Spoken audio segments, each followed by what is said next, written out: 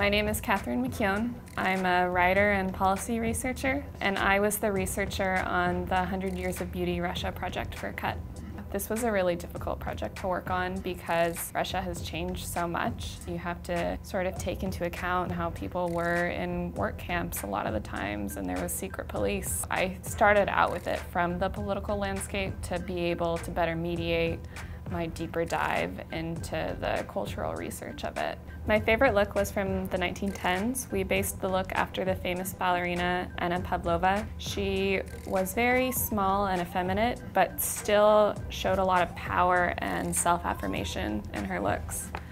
So in the 1920s, the Tsar has fallen and the Bolsheviks are in power. And so you see this idealization as the natural woman who is powerful and not bourgeoisie, so you're not gonna curl your hair, wear a ton of jewelry, just a member of society. Stalin took power in 1929. He instituted informal and formal campaigns against Western consumerism and consumption of Western goods. But it really affected how people wanted to portray themselves, because if they were going to be looked down upon by their government and also people around them for wearing more lipstick or of using a certain type of eyelash curler, so it affected personal choices.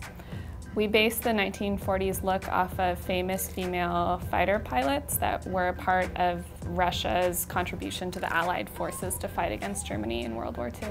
Patriotism was seen as a desired, beautiful attribute, and it manifested intellectually and physically with people. So in the 1950s, with the Khrushchev thaw and the death of Stalin, people gained a little more liberty in how they represented themselves. You see people wearing more makeup, you see them having a bit longer hair.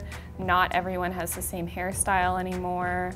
We chose from a recent film because it really does depict that mixture of Western ideals with Soviet Khrushchev thaw culture.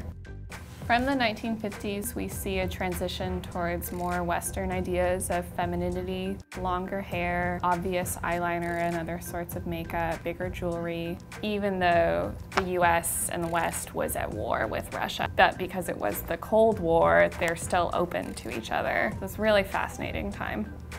So in the 90s, the dismantling of the USSR affected how people identified. So of course it affected beauty trends. It had to do with who people thought they were and they wanted to represent as and how you want to look and who you think you are. So in the 2000s, you see a bigger increase of sexualized women. It's not necessarily overtly objectifying. It, of course, subversively is, no matter what you can do. But I think it's more about that culture was changing so rapidly at that time. You see a lot more physical, extreme representations of what beauty should be. It becomes a little less au naturel. The neon ski mask is to represent several of the Pussy Riot members who got arrested 2012 and onwards. And they're part of new Russian feminism and LGBTQ movements that have been gaining traction. We saw over the decades that in Russia, beauty is a form of power and self-affirmation. Women protesters are also trying to gain that power and self-affirmation, so we see it as a good snapshot of that effort. Beauty to me is a concept that I've sort of either rejected or embraced or been confused about my entire life. And if you try and separate it from identity, you can't. Beauty is how someone wants to be seen by the world and how the world wants to see them.